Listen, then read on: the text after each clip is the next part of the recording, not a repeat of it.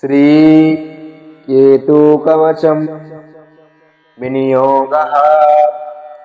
ॐ अस्य श्रीकेतुकवच स्तोत्रस्य त्र्यम्बक ऋषिः अनुष्टुप् छन्दः केतुर्देवता बीजं नमः शक्तिः केतुरिति कीलकम् केतुप्रीत्यर्थे पाठे विनियोगः। ध्यानं धूम्रवर्णं ध्वजाकारं द्विभुजं वरदाङ्गदं चित्राम्बरधरं केतुं चित्रगन्धानुलेपनं वैडूर्याभरणं चैव वैडूर्यमकुटं फणिं चित्रं कफादिकरसं मेरुं चैव प्रदक्षिणं केतुं करालवदनं चित्रवर्णं किरीटिनं प्रणमामि सदा देवं ध्वजाकारं ग्रहेश्वरम्।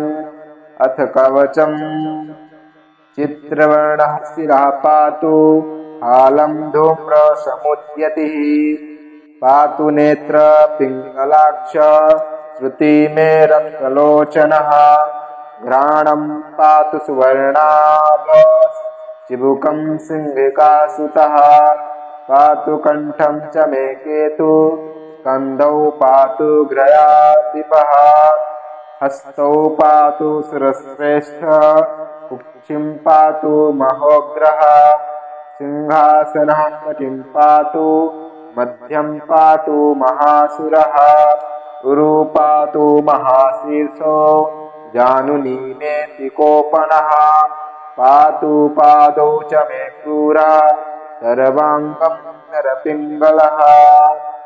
य इदं कवचं दिव्यं सर्वरोगविनाशनं सर्वशत्रुविनाशं च धारणात् विजयी भवेत् इति श्रीकेतुकवचं सम्पूर्णम्।